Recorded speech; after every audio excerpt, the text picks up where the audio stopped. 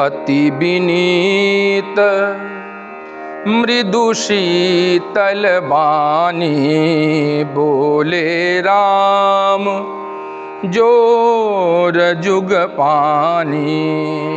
अत्यंत विनम्र और कोमल स्वभाव से, शीतल वाणी से भगवान श्री राम कह रहे हैं, सुनहु नाथ तुम सहज सुजाना। हे स्वामी, आप सहज ही सुजान हैं, बुद्धिमान हैं। बालक बचन करिए नहीं काना। और आपकी जो उम्र है वो भी युग युगांतरों की है। आपके सामने ये लक्ष्मण बालक है, आप इसकी बातों पर इतना ध्यान ही क्यों देते हैं? बर रहे बालक एक सुभाऊ, इनहि न संत विदूषहि काऊ।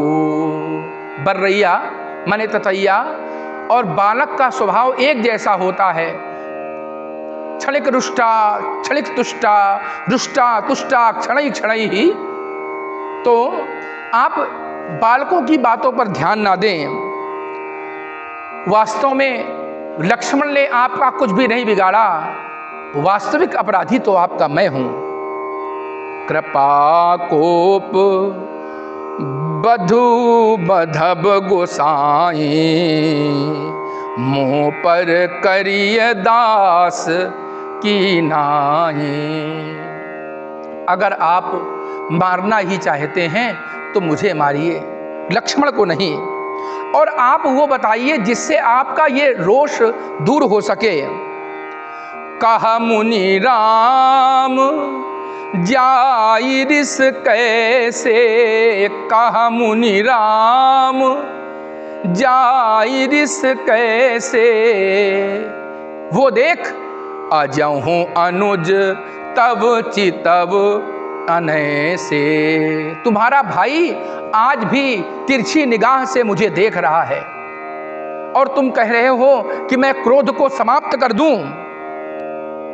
एही के कंठ कुठार न दीना, तो मैं काह कोप करि कीन्हा।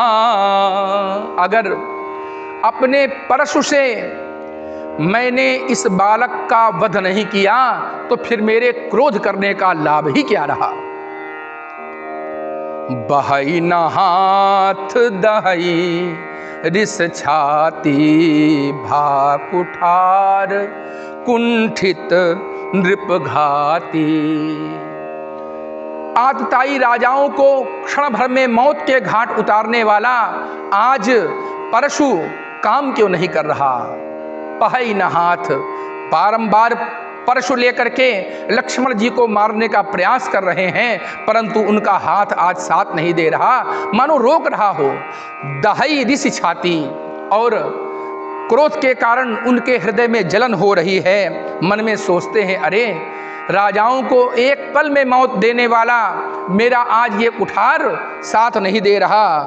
भयउ बाम विधि फिरेउ स्वभाव, मोरे हृदय कृपा कसिकाऊ। आज मेरा वो हठीला, वो क्रोध वाला स्वभाव कहाँ गया कि मैं एक पल भी किसी की बात नहीं सुनता था। आज मेरे मन में दया, करुणा, प्रेम, स्नेह ये क्यों जग रहे हैं।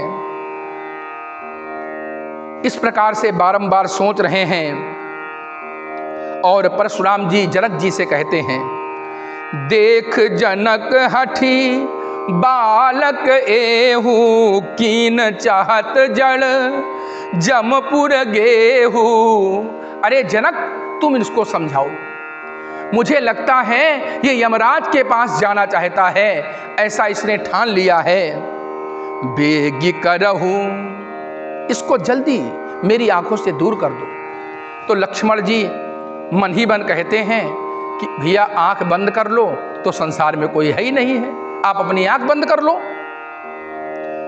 परशुराम तब राम प्रति बोले उर अति क्रोध, शंभु सरासन तोरि सठ, करसी हमार प्रबोध।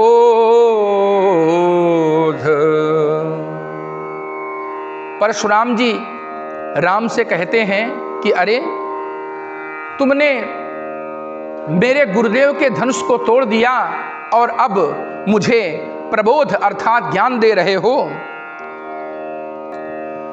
बंधु कहई कटु सम्मत तोरे, तू छल विनय करसी कर जोरे। आज तुम्हारा भाई लक्ष्मण मुझसे जो भी कुछ कह रहा है, मुझे लगता है उसमें तुम भी मिले हुए हो। कर परितोष मोर संग्रामा, कर परितोष मोर संग्रामा, नाहित छाड़ी कहाउब रामा। आज मेरे हृदय की संतुष्टि के लिए तुम मेरे साथ युद्ध करो, अन्यथा की स्थिति में राम नाम कहलवाना छोड़ दो।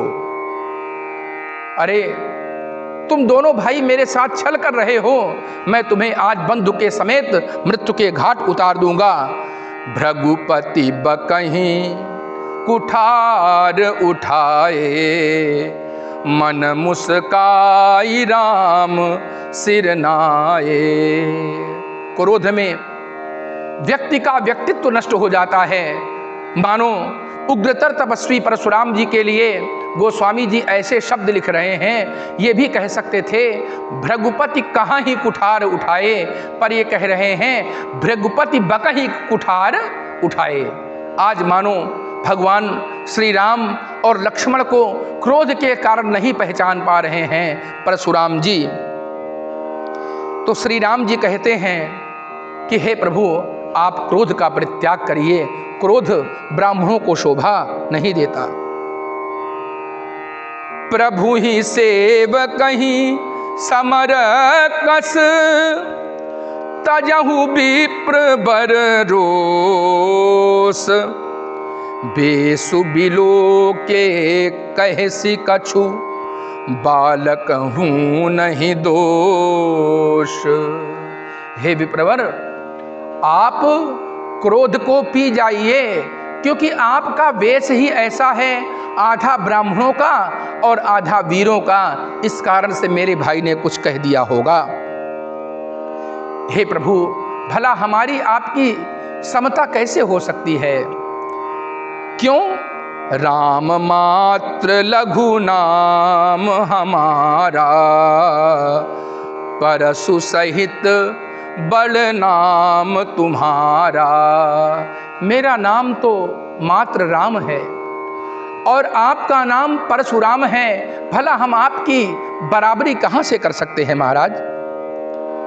देव एक गुण धनुष हमारे, नवगुण परम पुनीत तुम्हारे। हे ब्राह्मण देवता, आप के पास तो 9 गुण हैं, शम दम तप शौच क्षमा सरलता ज्ञान विज्ञान और आस्तिकता। हमारे पास तो एकमात्र धनुष है। सब प्रकार हम तुम सनहारे, क्षमहु विप्र अपराध हमारे।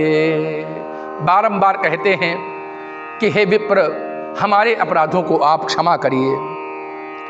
बार बार मुनि विप्र बर, कहाँ राम सन राम।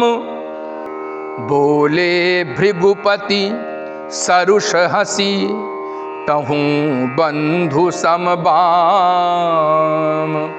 राम जी के वाक्यों को सुनकर के राम जी से परशुराम जी कहते हैं कि मैं समझ गया कि तुम भी अपने भाई के समान ही टेढ़े हो।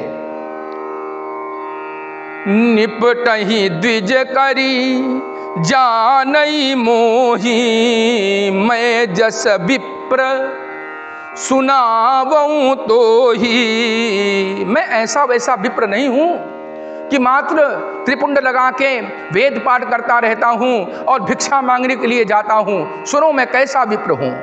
चाप श्रुवासर आहुति जानू, मैं मात्र घी से और साकल्य से ही हवन नहीं करता। चाप श्रुवा सर आहुति जानू, आतताई राजाओं का जो शीश है वो आहुति है और मेरा जो ये धनुष बाण है यही श्रुवा है। और अग्नि क्या है इस यज्ञ में? अग्नि है मेरा ये घनघोर क्रोध। समिधि सेन चतुरंग सुहाई, महामहीप भय पशु आई। मेरे यज्ञ की समिधा सुनो। मेरे यज्ञ की समिधा है राजाओं की चतुरंगिणी सेना, जिसमें बड़े बड़े राजाओं को मैंने मौत के घाट उतारा है और उनका बलिदान करके यज्ञ भूमि में चढ़ा दिया है। मैं यही परशु काटि बलि दीन्हे, समर यज्ञ जप कोटिन कीन्हे। लोग अश्वमेध यज्ञ करते हैं, राजसूय यज्ञ करते हैं, मैंने समर यज्ञ किया है। मैंने कई सारे राजाओं को मारा है और ऐसा यज्ञ मैंने एक नहीं करोड़ों बार किया है। मोर प्रभाव विदित नहीं तोरे, तुम अभी मेरे प्रभाव को नहीं जानते हो। जिस दिन मेरे प्रभाव को जान जाओगे उस दिन मुझसे बात करने की तुम्हारी क्षमता नहीं होगी। बोलस निदर विप्र के भोरे, तुम सोच रहे हो ये सामान्य ब्राह्मण हैं, इनको चाहे हम कुछ भी कह दें। रामचंद्र जी कहते हैं कि आप अधिक क्रोधित हो रहे हैं महाराज। छूत ही टूट पिनाक पुराना, मैं कही हेतु करऊं अभिमाना। अरे ये धनुष तो छूते ही टूट गया, मैं इसको अभिमान करके आपको कैसे बताऊं। और दूसरी बात, यदि हम अपने क्रोध में आ जाएं, अपने आवेश में आ जाएं, तो सुनिए महाराज, हम काल को भी अपने सामने कुछ नहीं समझते। वो तो आप ब्राह्मण हैं इसलिए हम आपको छोड़ रहे हैं। देव दनुज भूपति भट नाना, समबल अधिक हो बलवाना। जौ रन हमें पचारे को, लरहि सुखेन काल किन हो। चाहे देवता हो, दैत्य हो या कोई भी व्यक्ति हो, यदि हमें युद्ध में कोई ललकारता है तो चाहे काल भी क्यों ना आ जाए हम उससे युद्ध करते हैं। और सुनिए, रघुवंशियों की प्रशंसा ये है कि हम तो काल से भी नहीं डरते हैं। प्रभु विप्र वंश कै असि प्रभुताई, अभय होई जो तुमहि डेराई। हे विप्र देवता, मानो आपके ही आशीर्वाद को ग्रहण करके हम चल रहे हैं। विप्र वंश कै असि प्रभुताई, अभय होए। जो आपको सह लेता है, जो आपकी बात मानता है, वो अभय हो जाता है। भगवान श्री राम मानो भृगु जी का चरण चिन्ह दिखा रहे हैं अपने हृदय में। क्योंकि एक बार सारे ऋषियों में ये बात की गई कि देवताओं में कौन श्रेष्ठ है, तो ब्रह्मा, विष्णु और महेश की परीक्षा ली गई। भृगु जी सबको अपशब्द कहते हैं, सबको लात मारते हैं। ब्रह्मा जी ने और शिव जी ने उनकी बातें नहीं सही, क्रोधित हो गए। और जैसे ही शेष शैया पर पहुँचे हैं, क्षीर सागर पर पहुँचे हैं भृगु जी, भगवान श्री हरि प्रसन्न मुद्रा में, योग निद्रा में विश्राम कर रहे थे। बड़ी जोर से एक लात उनके हृदय पर मारी है भृगु जी ने, जिनके वंश के ये परशुराम जी हैं। तो श्री हरि कहते हैं, महाराज आपने क्यों कष्ट किया? आपके ये चरण कोमल हैं और मेरी वज्र के समान कठोर छाती, आप ऐसा क्यों कर रहे हैं? और भगवान ने उनके चरण पकड़ लिए। तब से भृगु जी बहुत ही लज्जित हुए और लज्जित होकर के वहाँ से लौट आए। भगवती लक्ष्मी को ये बात सहन नहीं हुई। उन्होंने कहा, जितने भी वेद पाठी और बहुत बड़े धुरंधर ज्ञानी ब्राह्मण होंगे वो सब धन से विहीन होंगे। श्री राम जी ने वही कहा कि विप्र वंश कै अस प्रभुताई, अभय होए जो तुमहि डेराई। सुनि मृदु गूढ़ बचन रघुपति के, उघरे पटल परशुधर मति के, राम रमापति कर धनु लेहु खैचहु मिटय मोर संदेहु। हे राम, हे रमापति, हे विष्णु, आप इस धनुष को ग्रहण करिए। जो मेरे मन में थोड़ी बहुत संदेह बचा है वो भी नष्ट हो जाए। भगवान विष्णु ने ही इनको ये धनुष दिया था आतताई लोगों का वध करने के लिए। आज भगवान अपना स्वयं धनुष मांग रहे हैं तो क्या हुआ? देत चाप आपु ही चली गयऊ, परशुराम मन विस्मय भयऊ। देते ही वो धनुष भगवान के पास चला गया। जाना राम प्रभाव तब, पुलक प्रफुल्लित गात। जोरी पानी बोले बचन, हृदय न प्रेम समात। जय रघुवंश बनज बन भानु, गहन दनुज कुल दहन कृशानु। जय सुर विप्र धेनु हितकारी, जय मद मोह कोह भ्रमहारी। विनयशील करुणा गुण सागर, जयति बचन रचना अति नागर। सेवक सुभद सुखद सब अंगा, जय शरीर छवि कोटि अनंगा। करऊं काह मुख एक प्रशंसा, जय महेश मन मानस हंसा।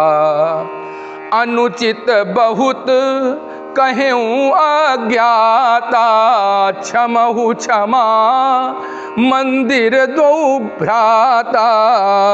क्षमा करिए, क्षमा करिए, क्षमा करिए, इस प्रकार कह करके कही जय जय जय रघुकुल के तू।